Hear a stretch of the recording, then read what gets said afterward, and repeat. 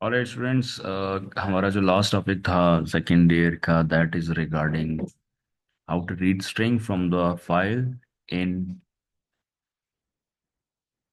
सी plus plus. और उसके लिए हमारे पास लास्ट प्रोग्राम है, उसमें हमने गेट लाइन यूज़ करना होता है। और अभी मैं यहाँ पे स्क्रीन शेयर करता हूँ आप लोगों के साथ, and you will come to know that how to write that program. So देखो बच्चों, सबसे पहले तो आपने ये करना है कि अगर मैं यहाँ पे देखूँ कि ये मैंने एक फाइल हैंडलिंग का एक फोल्डर बनाया हुआ, और मैंने आपको शायद शुरू में बता दिया था कि आपके पास जो फाइल हैंडलिंग का आपने जो भी प्रोग्राम करना है उसके अंदर आपने सबसे पहले अगर आपने एक ही फोल्डर बना लो तो that will be better. I mean to say कि अगर आप एक फोल्डर बना लेते हो, उसके अंदर ही आपने वो फाइल भी रखनी है जिसमें आपके पास सी प्लस प्लस का प्रोग्राम होगा। और जो फाइल आप लिखना चाह रहे हो, फॉर एग्जांपल यहाँ पे अगर हम देखें तो मेरे पास ये जो फाइल है स्टूडेंट डॉट टेक्स्ट के नाम से, वो मेरे पास यहीं पे इसी फोल्डर के अंदर है। If I be doing this तो मुझे पूरा एड्रेस देने की ज़रूरत नहीं पड़ेगी, मुझे सिर्फ स्टूडेंट और टेक्स्ट लिखूंगा और मेरा काम हो जाएगा। सो ये चीज़ ध्यान में रखते हुए लास्ट प्रोग्राम चूंकि इंपॉर्टेंट है तो इसलिए मैंने कहा आप लोगों से शेयर कर दूं। प्रोग्राम यहाँ पे आप लोगों के सामने देखिएगा, ये लिखा हुआ है। और इसमें हमने करना क्या है, हमने सिंपल इस गेट लाइन मेथड के ज़रिए से इस गेट लाइन मेथड के ज़रिए से हमने डाटा को रीड करना है। और गेट लाइन से आपको अंदाजा हो रहा होगा कि हमने जो फाइल के ऊपर पूरी स्ट्रिंग लिखी हुई है, that is a line complete, उसको हमने एक टाइम पर रीड करना है। सो सबसे पहले आपने क्या करना है इसमें, for sure we are going to use a F stream. ये हमने एफ स्ट्रीम यूज किया।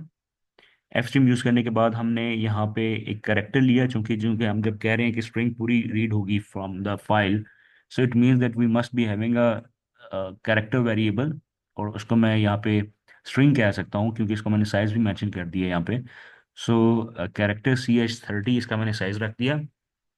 और जब मैंने चूंकि फाइल को रीड करना है तो I will use if stream, और उसके बाद एक ऑब्जेक्ट, और ऑब्जेक्ट मेरे पास क्या है यहाँ पे, my file. After that I am going to use my file dot open, और ये स्टूडेंट डॉट टेक्स्ट के नाम से मैंने फाइल बना ली, ये आपको नजर आ रहा होगा यहाँ पे। ठीक है, यही फाइल उसी फोल्डर के अंदर बनी हुई है, अगर आप यहाँ पे देखोगे, ये देखें स्टूडेंट के नाम से फाइल बनी हुई है, and dot text is the extension of this for sure because this is Notepad file, text file. So अब देखें, अगर आप, तो मैंने यहाँ पे क्या किया, माई file dot end of file, ये हम लोग डिस्कस कर चुके हैं क्लास में। बट इवन अगर आपने एंड ऑफ फाइल को दोबारा समझना है तो इसके लिए ये देख लो कि अगर आपके पास कर्सर आपका फाइल के एंड पे होगा, सो इट मीन्स दैट आपका जो एंड ऑफ फाइल फंक्शन है वो आपको ट्रू रिटर्न करेगा। और अगर आपका कर्सर स्टार्टिंग में है या कहीं पे मिड में है तो वो कभी भी आपको ट्रू रिटर्न नहीं करेगा। सो ये चीज़ ध्यान में रखते हुए आपने चलना है। सो अब देखते हैं हम, हमारे पास कि मैंने, और एंड ऑफ फाइल बुक में मेंशन है कि वाइल फंक्शन के साथ या वाइल लूप के साथ ही हमने हमेशा क्या करना है, यूज़ करना है इसको। सो वो लिखने के बाद माई फाइल डॉट गेट लाइन, मतलब अब हम क्या कर रहे हैं, पहले हम क्या करते थे, पहले हम लिखते थे, लेट्स सपोज हमारे पास ये होता था कुछ इस तरह से, लाइक हम लोग एक एक करेक्टर माई फाइल और उसके बाद ये, और हम लिखते थे CH, इस तरह से हम रीड कर रहे होते थे। ठीक है, अब इससे क्या होगा, इससे हमारे पास करेक्टर इस तरह से रीड होगा। ठीक है, हम क्या चाहते हैं, हम चाहते हैं कि हमारे पास पूरी लाइन एक ही दफ़ा क्या हो, प्रिंट हो। तो उसके लिए हम क्या करेंगे, हम फॉर श्योर यहाँ पे गेट लाइन वाला फंक्शन है, क्योंकि इस प्रोग्राम का मकसद भी ये है कि हम इस फंक्शन को समझें, that is a get line function. तो हम यहाँ पे क्या करेंगे, गेट लाइन के फंक्शन को यूज करेंगे। यहाँ पे मैं लिख देता हूँ गेट लाइन। और गेट लाइन फंक्शन आपके पास दो पैरामीटर्स के साथ चलता है। सबसे पहले आपके पास कैरेक्टर, जो कि क्या है, बेसिकली उस स्ट्रिंग का वेरिएबल है। और कॉमा लगा के मैंने क्या करना है, उसका जो साइज मैंने मेंशन किया वो मैंने यहाँ पे लिखना है, दैट इज 30। उसके बाद मैंने क्या कर देना है, उसी CH को प्रिंट कर देना। अब मैं यहाँ पे CH ना करवाऊँ प्रिंट तो इससे कोई फर्क नहीं पड़ेगा। उसकी रीजन क्या है, उसकी रीजन बेटा ये है कि हमारे पास ये जो CH है, ये मुझे ब्लैक स्क्रीन पे, कंसोल स्क्रीन पे नजर आने के लिए मैं कर रहा हूँ। अगर मैं ये नहीं करूंगा तो रीड तो कर लेगा, लेकिन मैं चाहता हूँ कि मैं देखूं भी कि क्या रीड किया है, इसलिए मैंने यहाँ पे C और CH भी किया है। और उसके बाद मैंने फाइल को क्या कर देना है, क्लोज। अब अगर before that let me show you कि मेरे पास फाइल के ऊपर क्या लिखा हुआ है, तो मैं स्टूडेंट डॉट टेक्स्ट वाली फाइल ओपन करता हूँ, तो इसमें लिखा हुआ है आई स्टडीज इन सेकेंड ईयर, एक ही लाइन है।